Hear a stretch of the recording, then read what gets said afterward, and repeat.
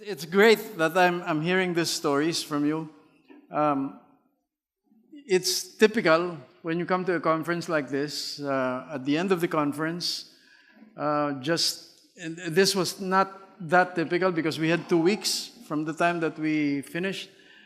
And I can see the optimism. I can see the way that you are looking forward to how this can be better, how these crazy cycles can be improved on. But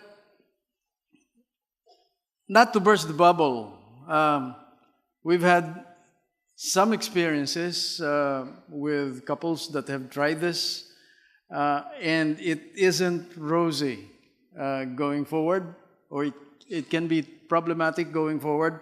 And just to keep you all aware of what could come, and I'll share some of the more common counseling cases that we've had. I'm not going to give you any names, but these are counseling cases that are related to what we've been discussing. One of the most common casualties of love and respect dysfunction, failing to work out crazy cycles, this goes beyond just decoding and understanding the underlying male and female differences, these are typical causes of these dysfunctions, but more importantly, continuing a healthy dialogue. At least a couple of you have already hinted at how you begin to withdraw and not talk to each other, when you've got trouble brewing. Well, we've found that it isn't that folk don't try to work themselves out of crazy cycles. They do. People try again and again and again, but at some point, they find themselves overwhelmed by chronic fights. And what makes these fights particularly galling is that the volume and the rhetoric of the conflict continues to escalate from bad to worse. Yung crazy cycle, when it's spinning, it is that. That's why it's called the crazy cycle. It gets worse.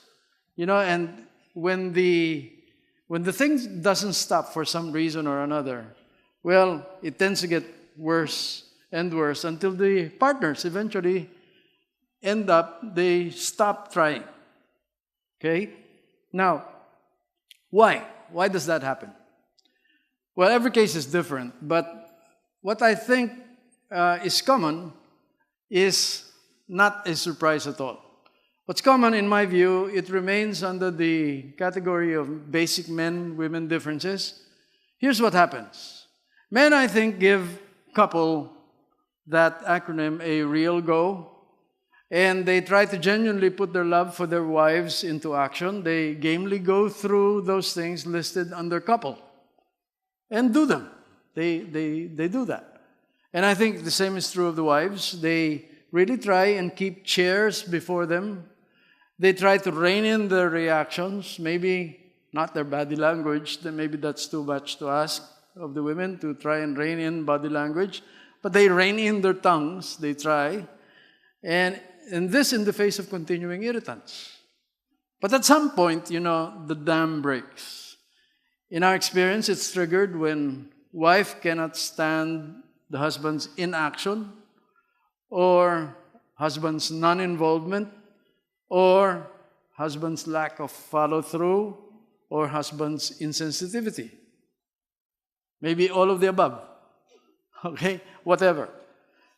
When they do that, when the dam breaks, why, in these counseling cases that we've seen, they just let it go. And they actually verbalize their irritation. Okay?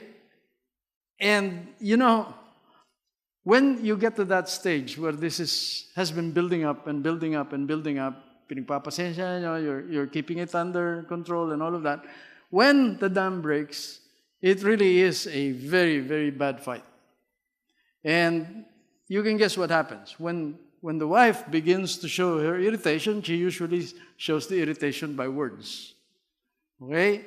She's gonna say a few things. Yung isang kausap naming yung isang group leader nyo, sabi, ano raw, hindi lang ako overrule, ika niya eh. Hindi lang hindi ganito ang gagawin natin. Hindi lang daw ganun. Hindi niya raw naalala kung anong nangyari sa desisyon. Bale, hindi siya kasama doon sa desisyon. So, binaypass siya, sabi niya. So, this is true. And the reason that happens is women try and work out their differences, their problems. They try to work it out by talking about them. Men, on the other hand, do not, as a first action, talk about things.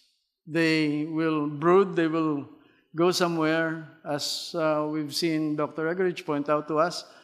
They will process the thing privately and then try and discuss it. And when wife is into this thing and she just keeps on, the language of expressing the irritation comes across to the men. I don't know if you know this. It comes across as an attack. I know you don't mean it as an attack. When I pointed this out to my wife when it's happening to us, she says, I don't mean to attack you. Yeah, but I can tell you honestly, it is to the man an attack. It's a verbal attack, and it's an attack that is very, very hurtful. And this is what generates that huge backlash. How do you deal with that? And what are the consequences downstream if you allow that to go on?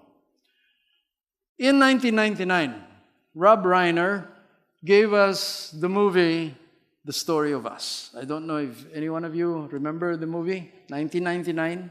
It starred Bruce Willis and Michelle Pfeiffer. Now, the movie was presented during the early blockbuster years of romantic comedies. And, during that time, the movie, The Story of Us, really didn't do that well. Because it was just starting, that genre was just starting. But in the wake of troubled marriages that have plagued the West in the last 30 to 40 years, sociologists studying this vexing problem of failed marriages have rediscovered The Story of Us. And of late, that movie, The Story of Us, has attained almost cult status among psychologists. You should watch the movie again. If you watched it before, if you haven't watched it, you should get a copy of that movie and watch it. When those of you who were with us in Men in the Eye of a Storm, I told you that the must movie that you should watch was what? Kramer versus Kramer, right? Well, Story of Us is the must movie from Forever Yours. Story of Us, 1999. Why? Because intertwined in all of that romantic comedy, there are serious themes, issues that married couples face today. The movie deals intelligently and realistically with issues like, how can couples be madly in love with one another, can't bear the thought of not being together all the time? How can they be so estranged and almost on each other's throats so shortly afterwards? How can that happen? That movie deals with that. And real honest-to-goodness issues like how can couples go from genuine self-sacrificing love to something that almost looks like hatred just a few years later?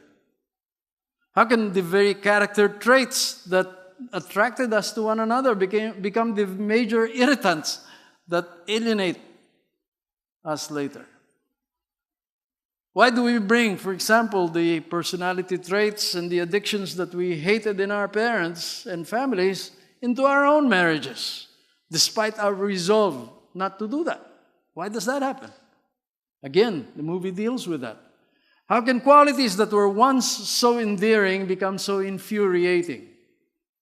How can the very things that attracted you to one another become so aggravating later? So aggravating that you lose sight of what's really important. Don't you all find yourselves asking these very same questions yourselves? We do in our marriage, and we've been married 47 years. It's over. Michelle Pfeiffer found herself tearfully saying midway through the movie, after 15 years, they were, she says, no longer an us. We're going to pick up the movie via a clip at a point that is very close to the very end. Communications between the spouses, Ben, played by Bruce Willis, and Katie, played by Michelle Pfeiffer. Well, the communications have become insufferable between the two. They're constantly getting into extremely hurtful confrontation and shouting, like I was warning you about, could come down the road. Well, worse, it's now degenerated into a stage where their best times together are grim times when they bury it all under the rug and they don't speak about it. You know, and it's going to sound very familiar as we watch the clip. I think the loudest silences are the ones filled with everything that's been said. Said wrong, said 300 times. You're not really hearing me. You're so goddamn critical. It's hard enough with 2 children. I don't need a third. Oh, that's right. You're perfect, and I've done nothing right in 15 years. You're not listening. You can't let go of anything. You never listen. You hold on to every little thing. Why should you be responsible for anything? Can I just take care of everything around here? Fine. Fine. Fine. Fine. Until fighting becomes the condition rather than the exception. And suddenly, without you even knowing it, it turns into the language of the relationship, and your only option is a silent retreat to neutral corners. Looks familiar, doesn't it? Sabi nila, pagka nasa restaurant kayo, nakita nyo hindi nag-uusap, kumakain lang, alam nyo mag-asawa.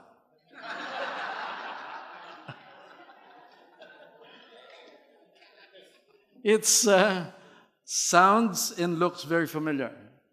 It's so you and me, isn't it? That's why we desperately needed this conference.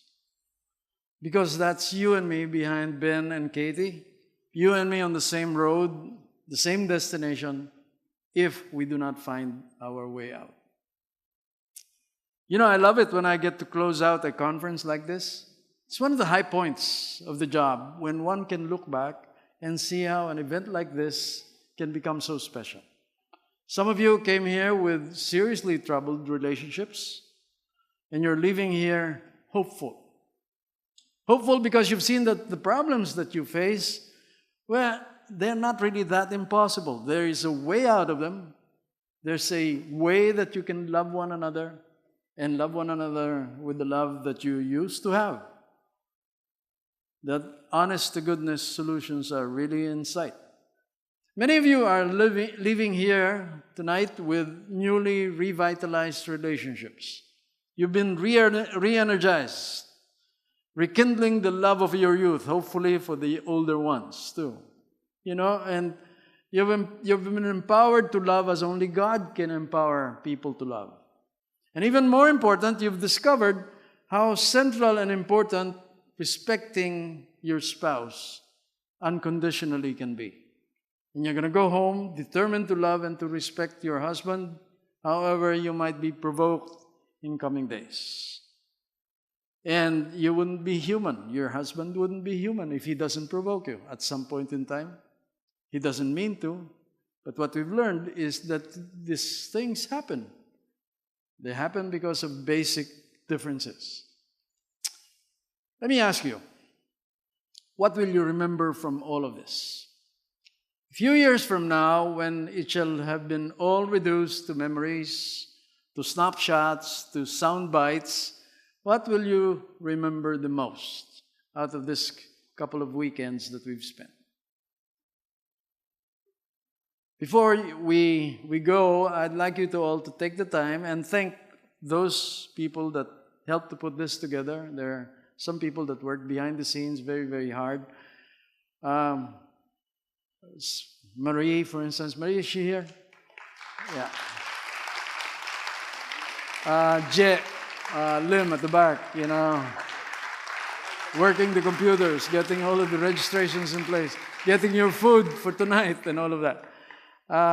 Len is not here. She's got problems in the family, her parents, and so they couldn't make it here. And also the people from the control booth, Janor, and say, wave to those guys because they've done a real job here. Thank you, guys. And thank your discussion group leaders. They have been in strategic planning. They've been praying for you for weeks now. I imagine they've been chasing you down before God all the way through even last night. They have been doing that. So thank your group leaders.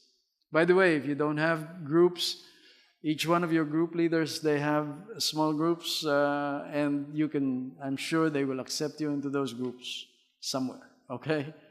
So you just have to tell them. Now, I want you also to thank anonymously people who funded those who couldn't afford to come, and those who, some of them have actually been hounded by chronic relationship problems at home too. So pray for them. But that's probably why they decided to support us all out. Now, what will your first memories from Forever Yours be? From everything that you've seen, you've heard, and discussed, I'm hoping it will be at least this. It is not the big things that ruin, weaken a marriage. It is not the big things. Most homes aren't destroyed because of headline-grabbing problems. Most are rather destroyed by quiet, inconspicuous irritations that eat away at a relationship year after year after year. Let me say it again. Not the big things. It's the quiet irritations that eat away at a relationship year after year after year. Irritations that have their origins in basic men-women differences. See, by God's design, men and women are so very different in many ways. And it is not seeing these differences for what they are and how they play out in our everyday lives that cause these irritations to weaken and eventually kill a marriage. Counselors will be very quick to tell you this.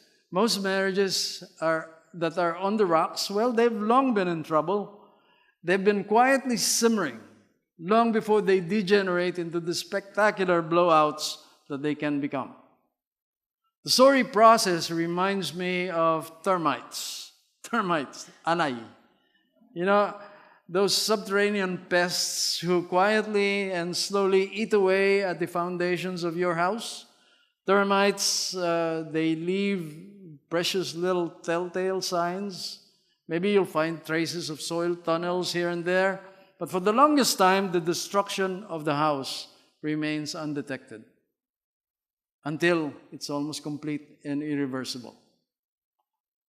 God looked through the ages and saw countless marriages hurtling down roads that so many troubled marriages are at today. We've seen that the key to all of that is Ephesians chapter 5, verses 22 to 33. Dr. Egerich pointed out to us that these are God's last words on marriage. And let's go there, just to review. Ephesians chapter 5, verses 22 to 33. Wives, it says, be subject to your own husbands, for husband is the head of the wife, as Christ is also the head of the church. As the church is subject to Christ, so also wives ought to be to their husbands in everything. Again, let me point out how this is all summarized. The wife, verse 33, is to see to it that she respects her husband. And for the husbands, it says in verse 25, love your wives as Christ loved the church, that he might sanctify her, that he might present her, having no spot or wrinkle, holy and blameless. So husbands ought to love their own wives as their own bodies, for no one ever hated his own flesh, but nourishes and cherishes it. That's what it says. The final word, God's final word on marriage. We've all seen Dr. Egerich's masterful presentation. How we can break out of crazy cycles, how decoding what stands behind those seemingly deliberately disrespectful and unloving behavior will keep us away from repeating crazy cycles.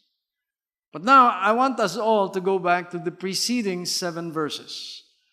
7 verses that preceded these last words on marriage from God. That would be in verses 15 to 21. Let's read that.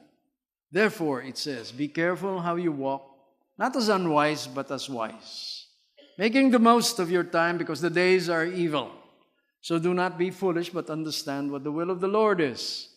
Do not get drunk with wine, for that is dissipation, but be filled with the Spirit, speaking to one another in psalms, in hymns and spiritual songs, singing and making melody with your heart to the Lord, always giving thanks, all the things, in the name of the Lord Jesus Christ to God, even the Father, and be subject to one another in the fear of Christ. I want you all to carefully take note that these 7 verses were meant to frame and to contextualize verses 22 to 33, the last words. This is the underlying backdrop. Everything that follows is to be understood in light of these 7 verses. And what do they tell us?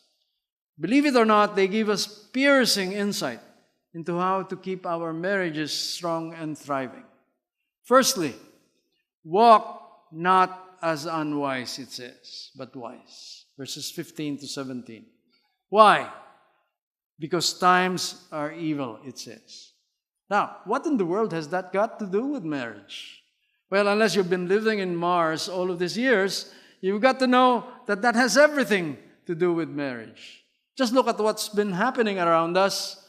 You're constantly barraged by propaganda that directly attack the very idea of marriage. In the 70s, the campaign line was, marriage is obsolete. Down with marriage, they said. Swingers and wife swappers, they have it right, they said, and they have more fun. What was one of the first bugle calls of the feminist movement? They said it is degrading for a woman to be in submission to any man. Again and again, Hollywood, Madison Avenue, books, magazines, they chipped away at the foundations, lading out this very poisonous propaganda. The premise very clearly was, if you repeat something often enough, even something outrageous, soon many will accept the fact. Well, in so many ways, they have been proven right. Lots of people have today actually bought into all of these lies. They continue to do this today. Across the board, they do it. Living together, for instance. Consider how casually movies and bestsellers treat moving in today. Living in rather than get married. They don't even bother arguing the merits now. They just do it, and I assume that your kids will agree and follow suit when their time comes. And you know what? For many, the battle is all but over. Your kids have already bought into this. They may not tell you, but many of them have. And more than that, they have now, the people that are behind all of this are now moving on to have us think what is called by the scriptures, times are evil thoughts. Like what, you ask?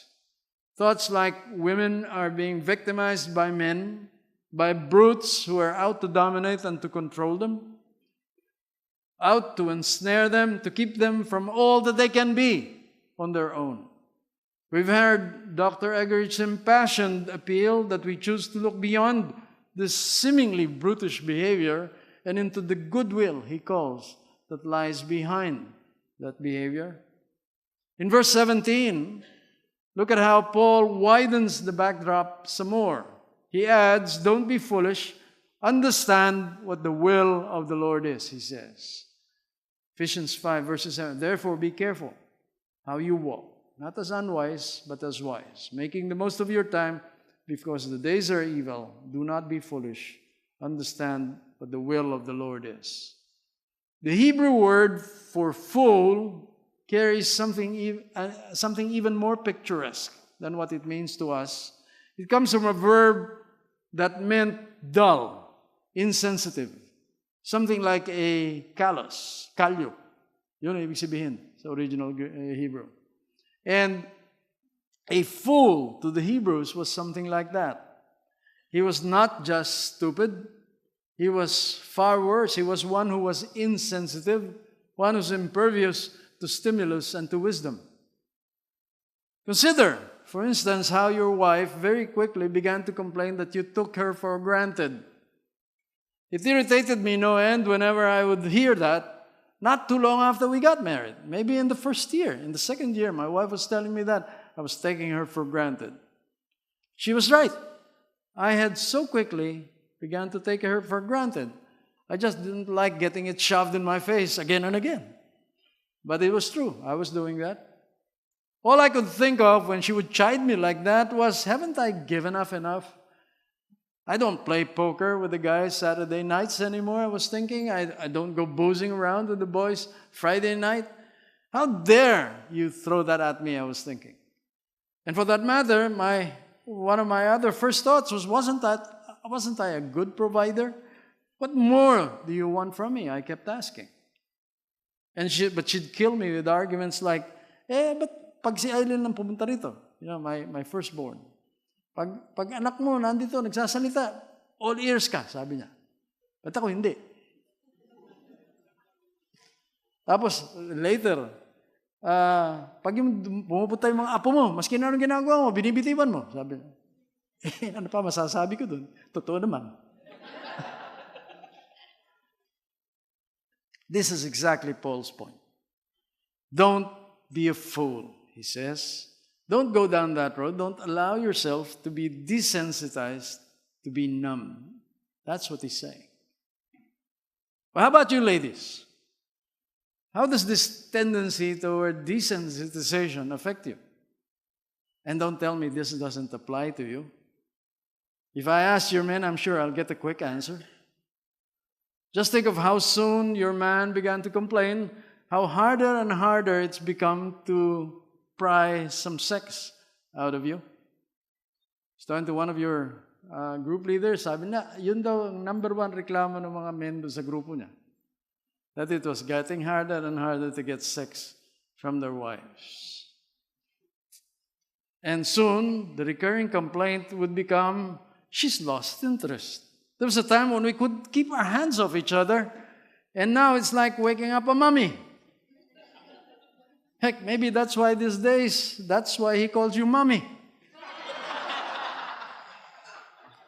You think he spells it with the word O, right? With the letter O? No, he doesn't. He spells it Egyptian mummy. How are you going to fight all of this?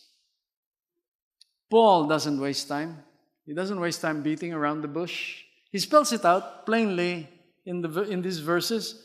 He says, personal spirituality is the key, he's saying. He says, to keep your marriage healthy, both your hearts and your minds need to be fully engaged.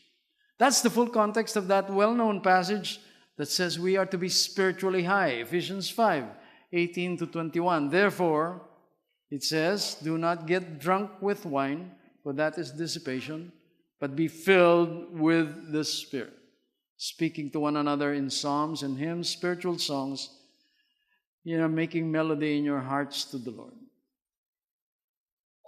This says, to fight this, we need to be so spiritually charged up that we appear to be tipsy because of drink. Like those charged up by wine or other such spirits. We are to be as uninhibited. We are to be as bold. We are to be as carefree. That's what this is saying. Why does he say that? Because to make a marriage work demands incredible selflessness, a constant willingness to surrender your rights, the ability to flex. It demands spirituality way beyond what we on our own can ever hope to muster. Even a quick scan of Ephesians chapter 5 will tell you that wives are to respect their husbands, be in submission to their authority as leaders and as heads of family. That seems straightforward enough, but all you ladies know how impossibly difficult that can be to comply with those instructions sometimes. There are times when everything inside of you wants to strike out at the unfairness of it all. And you do that, don't you, ladies? You strike out in more ways than one. And don't you look at me like you don't know what I'm talking about. You know, isn't it true that there are times when failing to get your way with your husbands, you pout, you sulk, you throw a quiet and gentle tantrum? Do that, don't you? And then you throw him that really deadly silent treatment. And there are times when you try to torture your husband into submission by speaking to him in icy, dead as a fish, monosyllabic words. You do that, don't you? Aren't there times when you're trying to intimidate him, browbeat him with scripture, a sermon that you've heard, a book that you've read? Aren't there times when you fake the headache rather than to give him sex, to punish him, to cow him into submission? You don't do that, do you, ladies? How many times have you overwhelmed your husband in a verbal duel, secretly, malevolently rejoicing in his discombobulation? I like that word, discombobulation. It's an unfamiliar word to most men, but the ladies all know what it means, right? You do.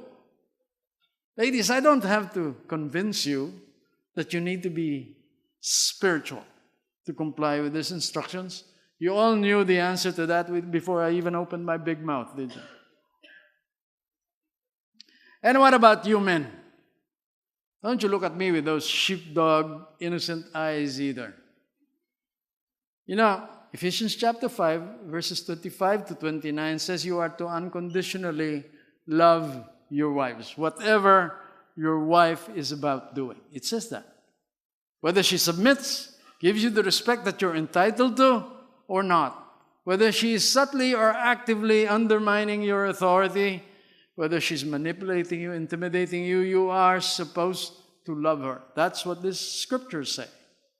You are to love her as Christ loved the church. You know, that means that you're required to love her sacrificially, unconditionally, even when you want to bash her head in, don't you? You know, you're required to love her sacrificially, unconditionally, even when you're not getting any sex, and you know she's not really tired, doesn't really have a headache. You have to love her. And that's not all either. Look at this. Look at what this all says very clearly and plainly. It says God will hold you, the husband, will hold you personally accountable for her spirituality. At the judgment seat, this says that God will ask you to give an account of her every spot and wrinkle. That's what it says. God will turn to you and ask you to explain why she has that spot or that wrinkle. You know, and you'll have, of course, she'll have to answer for herself, that's for sure. But God will turn to you and ask you. And if that's not enough, for good measure, it says that you are to nourish and to cherish her, just as you cherish and nourish your own body. And if you think you can do all of that without personal spirituality, you've got to be the mother of all fools.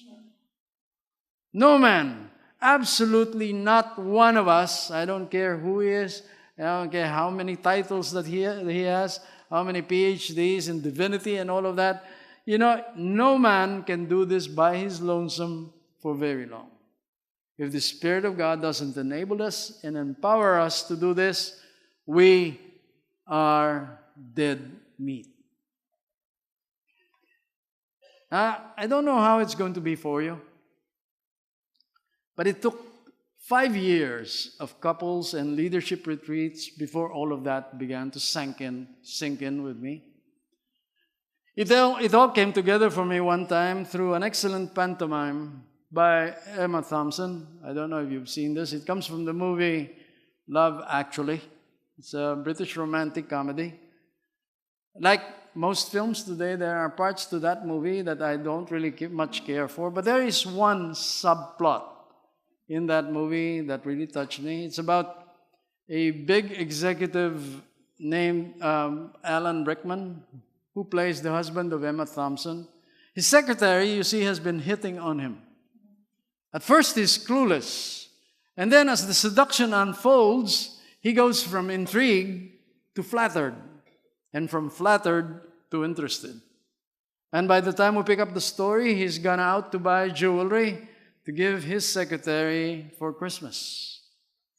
He's got a hook in his jaw now. It's just that, like most men, he just doesn't know it yet. And by the time we're done here, we'll pick up the story as they go out for Christmas shopping, husband and wife together. Brickman, he quietly goes to buy jewelry for the sec, and he doesn't know that Emma, his wife, has seen him doing that. Well, she's tickled, and because she thinks that he's getting jewelry for her. And when they get home, she goes and finds out what he's bought. He actually spies on her, and she's beside herself with excitement. Typically insensitive husband is out to surprise her. We'll pick up the story at that point. Show the clip, will you please? Hey? Oh, for heaven's sake, woman. Can't a man have any secrets? We've been waiting for hours. It's the first ever preview.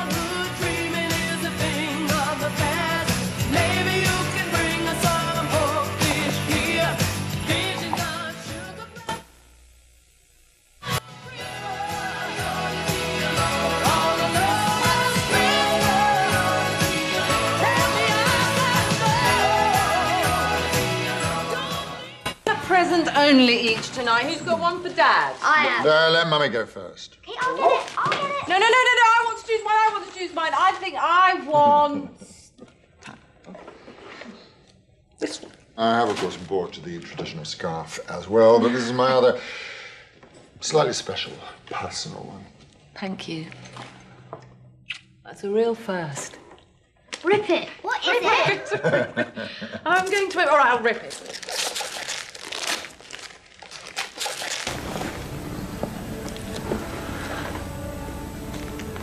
God, that's a surprise. What is it? It's a CD. Joni Mitchell, wow. To continue your emotional education. Yes. Goodness. That's great. My brilliant wife. Ah, yes. Actually, do you mind if I just absent myself for a second? All that ice cream. Darling, could you just make sure the kids are ready to go? All right, no. I'll be back in a minute. All right. Moons and Junes and Ferris wheels, the dizzy dancing way that you feel as every fairy tale comes real. I've looked at love that way, but now it's just another show. And you leave them laughing when you go. And if you care, don't let them know. Don't give yourself away. I've looked at love from both sides now, from give and take. And still somehow it's love's illusions that I recall. I really don't know love.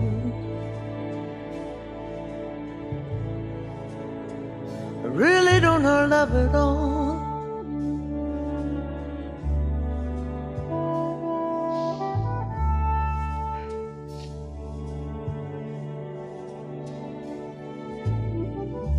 Tears and fears and feeling proud to say I love you right out loud. Dreams and schemes and circus crowds, I've looked at life that way. Strange how little scenes like those, they trigger thoughts and emotions so unexpectedly, don't they? I don't know about you, but I found myself in tears as I watched that. I was thinking of Ephesians chapter 5, where it says, I'm to love my wife, I'm to cherish and to nourish her. In the midst of all of that, as I was watching that, I found myself praying. I said, Lord, if I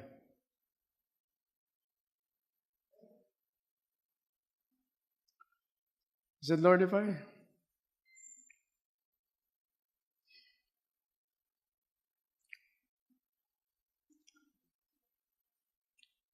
I ever do that, I said, Lord, if I ever do that to Evelyn, if I ever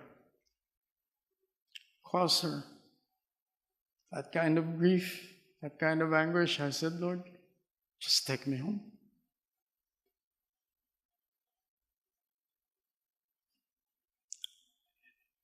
I don't ever want to have any part in hurting my wife like that.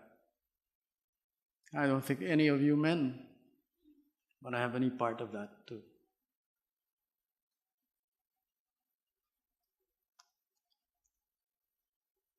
Guys, I've preached through Ephesians chapter 5 several times now.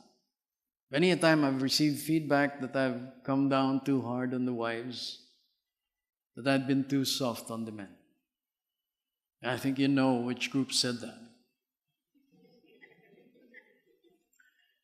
But I think I know why they say that.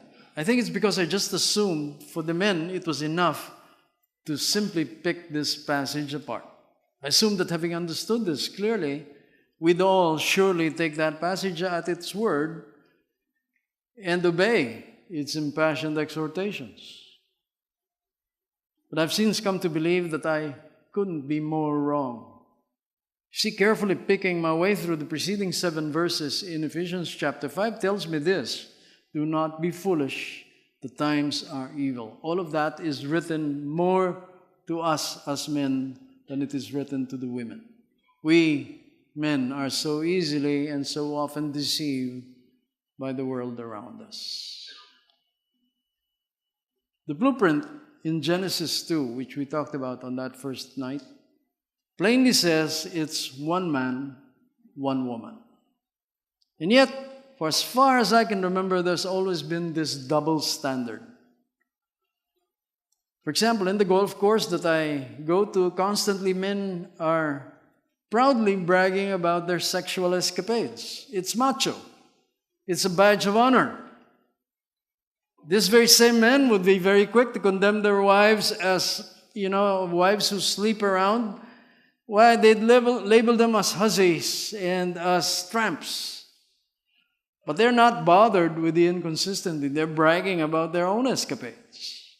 That's the world that we live in. It's okay for men, but definitely not okay for women. It's not only inconsistent, it's absurd. But it's been that way for all of the 70 plus years now that I've been around.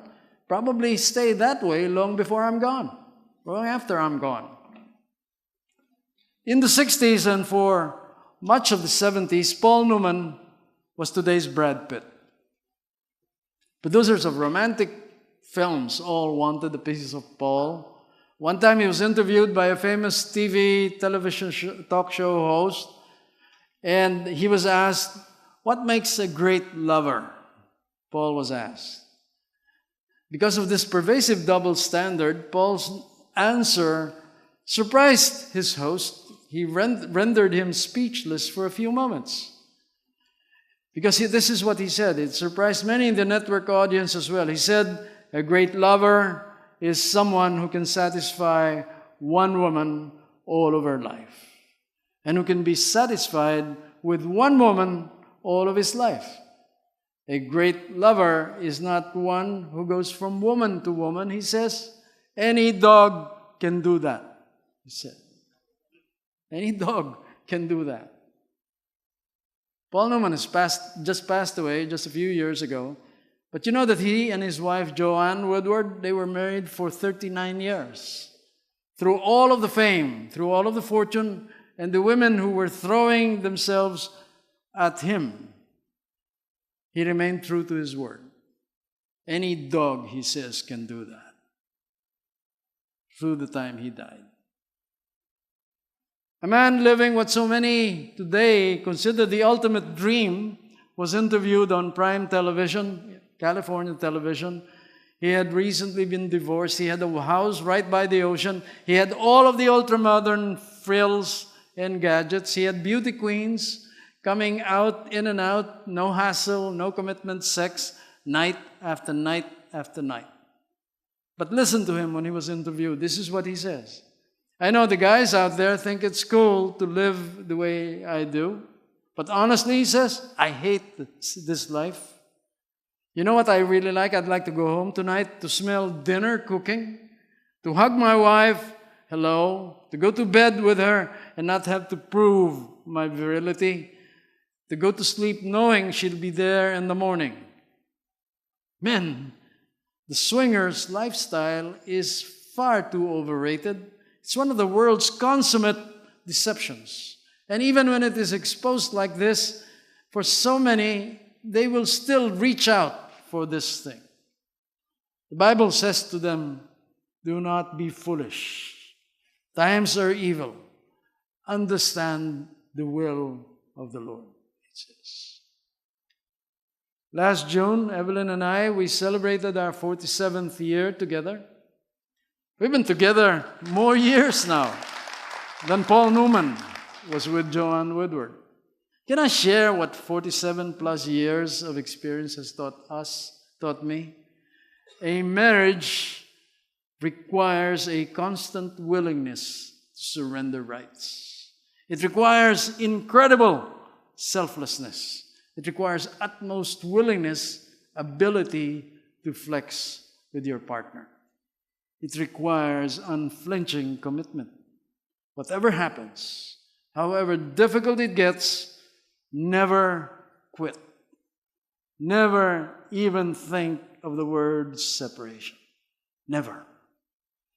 Stay at it. Never back down.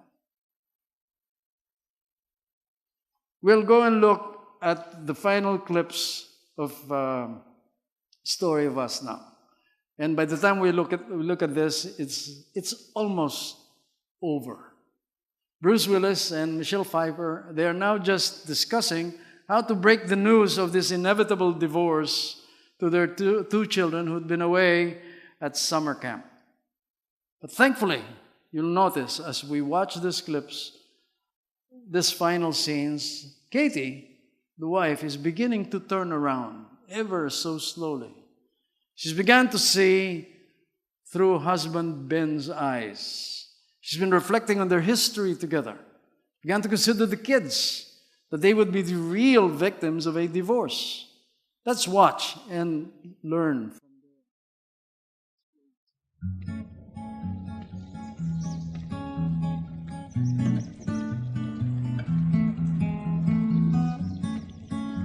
I'm sorry.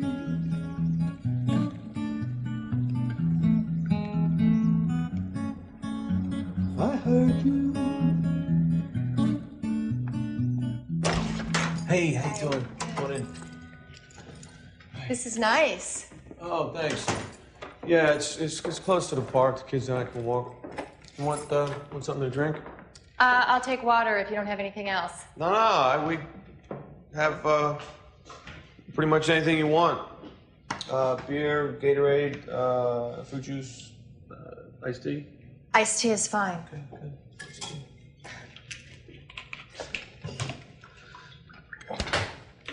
There you go. You have a watch? Yeah. Come on in. Sit down here.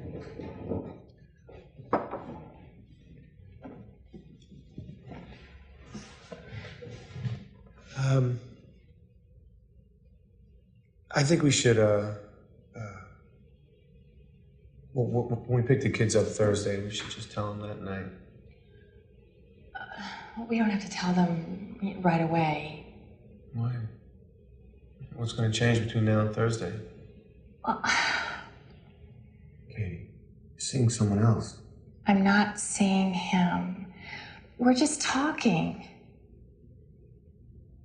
Right. Look, I'm not going to put up with any more of this bullshit lying to the kids. We just take them to Chow Fun's. It's their favorite restaurant. We can tell them there. Ben, we can't really talk at Chow Fun's. Fine. We'll go to the house and we can tell them at dinner. After dinner, we'll all sit down and... Oh, Jesus, how do we say this?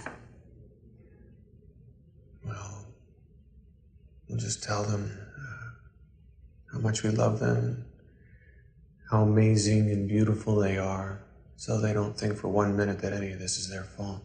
That's the important thing. We'll just say that Mommy and Daddy, or Mom and Dad.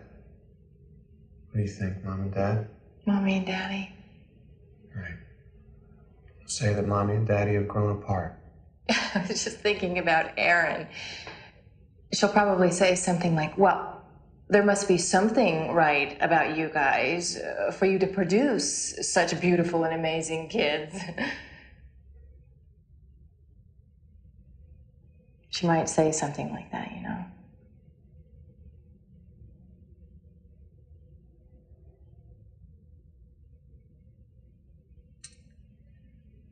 We'll just tell her that they were born in love and that we'll always love them, but Mommy and Daddy don't love each other anymore. Well, wouldn't it be better if we told them we still love each other, but in a different way? Fine. We shouldn't say that. I said it was fine. Well, it was kind of a weird fine. Would you like me to jump up and down about how thrilled I am that we love each other in a different way?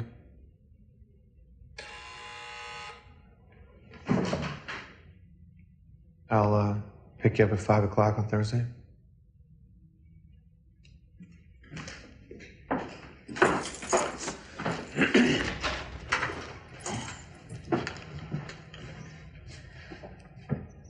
So, is there anything else we need to talk about? Like what? Yeah, it's this one here. Nothing. Bye.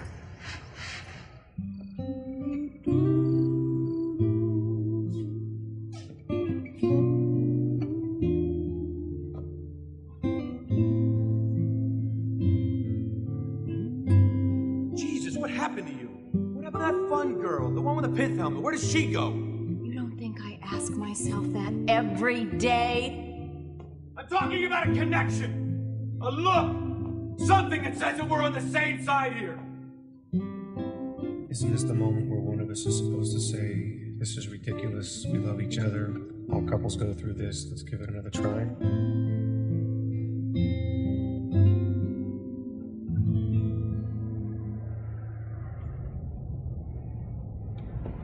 It was supposed to rain today. Glad it didn't. Me too.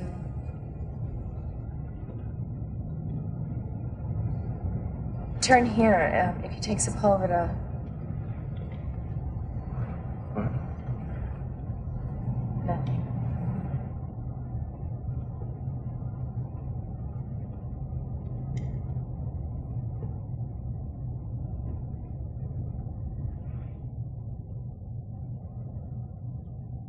Do you, Katie, take Ben to have and to hold, in sickness and in health, for better or for worse, till death do you part?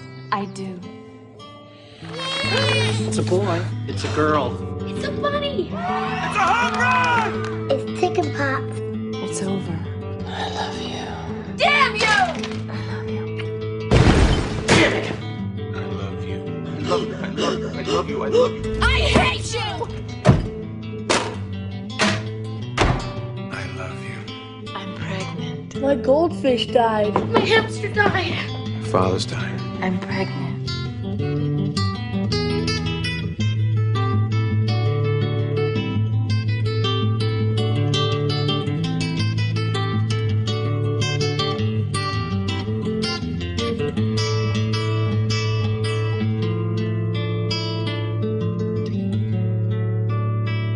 Maybe we should separate.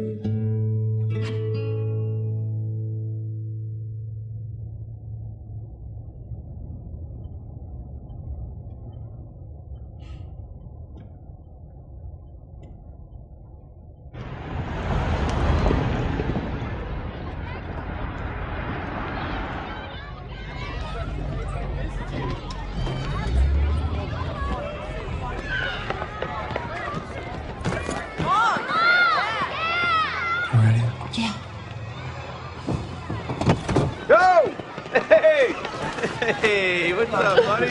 Good to see you. How you doing? What's the matter, Mom? Oh, she just missed you, that's all. Oh, you both just grew so big. Yeah. Hey, look at you guys. I hardly recognize you. Hey, wait a minute. Which one of you is Aaron? Check it out, Dad. Whoa! I guess we know what your high is today. Look at that best all-around camper. Congratulations, buddy. Look at that, Katie. I guess this calls for a celebration. Come on, kids, river dance. Come on, come on. I'm the best all the river dance. Come on, kid. Kind of like a little Latin loop-de-loop thing. Whoa, hey. Now, go with the big finish now. Dad. Come on. Dad. What? I have to see these kids next summer. Huh? Come on, Dad, we're hungry. Okay. All right. Okay. Let's go home.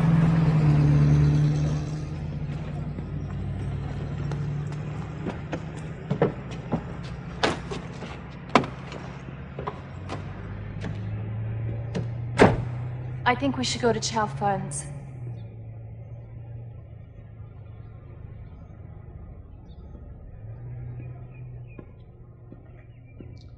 Chow Fun's.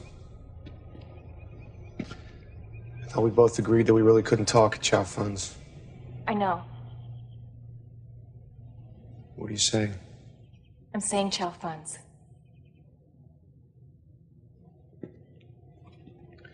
Are you saying Chow Fun's because you can't face telling the kids? Because if that's why you're saying Chow Fun's, don't say Chow Fun's. No, that's not why I'm saying Chow Fun's. I'm saying Chow Fun's because we're an us. There's a history here, and histories don't happen overnight.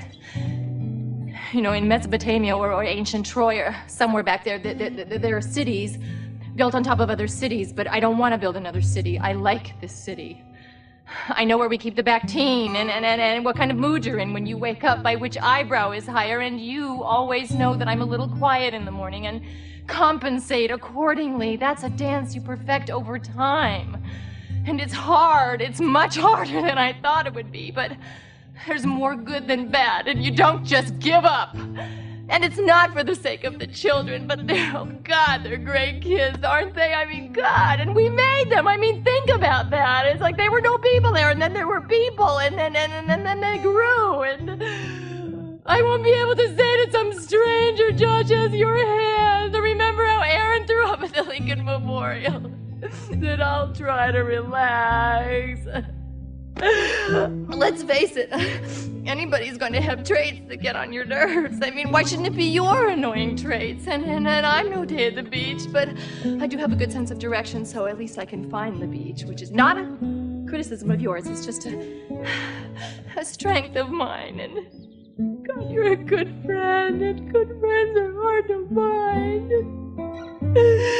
Charlotte said that in Charlotte's Web, and I love the way you read that to Aaron, and you take on the voice of Wilbur the Big with such commitment, even when you're bone tired. That speaks volumes about character, and ultimately, isn't that what it comes down to, what a person's made of?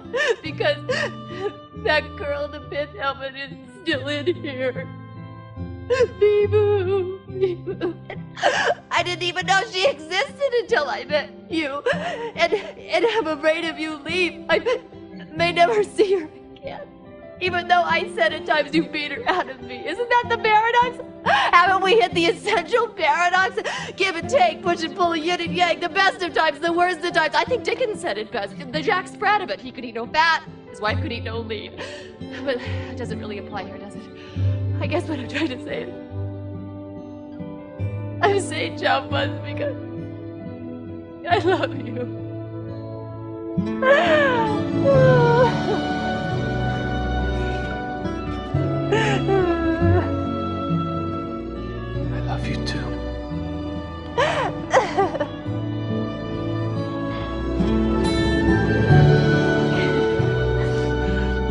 that, kids? Oh, your mom wants to go to chow fun. Isn't that great? Oh, I love chow funs. Dad, the egg rolls are good, but they're not that good. No, the egg rolls are fantastic. They're warm, crispy, greasy as all hell. Everything you want in an egg roll. Exactly. Okay, high-low. Aaron, you first. My high for the summer is that Austin Butler wrote me 111 times. How did you come up with high-low anyway? You know, I don't know. But I've got another game. I'm thinking of 7 words. What are they? Do I get a hint? No. The category? No. So they can be any 7 words in the English Yes, language. that's right. Anything. Fair enough. MacArthur Park is melting in the dark. No. No? No. And they lived happily ever after. That's 6 words, but you're very close. And they lived mostly happily ever after? I hope so. I think so. Think so? I do. I do. Too.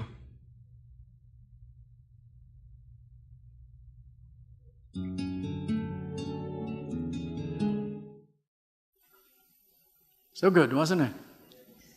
I told you, it's the movie you need to watch again. Get a copy. You know, it's a pity Bruce Willis didn't seem to have learned much from the film. You know, The Story of Us was filmed in 1999. He and his wife, Demi Moore, broke up October of 2000 after 13 years and 3 kids together. He didn't learn much from the film. But maybe Michelle Pfeiffer did. She had been married 6 years to this guy, writer-producer David Kelly, when she did The Story of Us in 1999. They're still married today. Quite unusual for Hollywood standards. Maybe they aren't so hopeless out there either.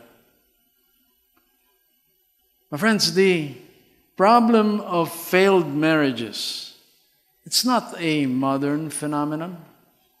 In fact, Jesus directly addresses this extremely vexing problem in Matthew 19.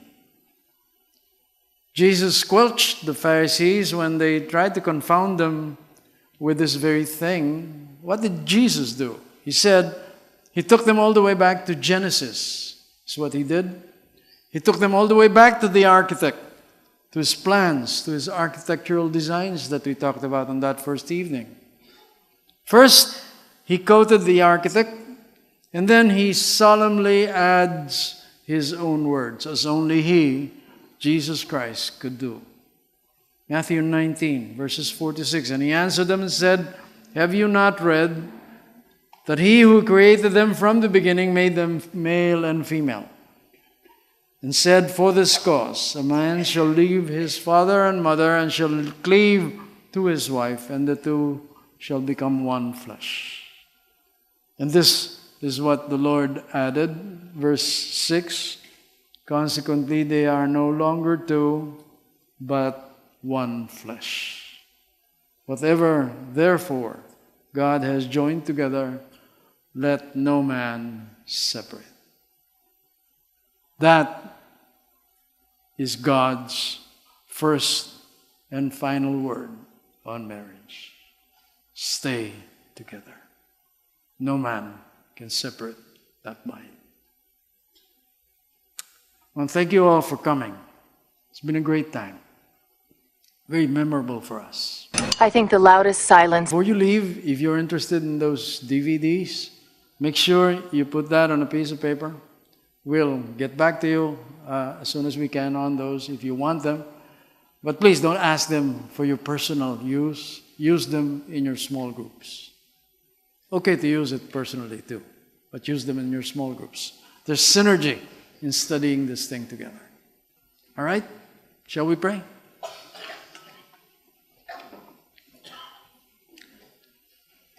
Lord, we thank you from our hearts. We thank you for this privilege of ministering your word. We thank you for seeing ourselves in everything that we have looked at closely, in the illustrations and the movie clips. Lord, thank you for seeing where this could all go wrong, but also for pointing out to us that it doesn't have to be that way. That with you, with your personal guidance and help, we can make our marriages thrive, whether they be 2 years old or 50 years old. Thank you that you are God and that you are with us, for us. Thank you. In Christ's name, amen. Thank you, everybody.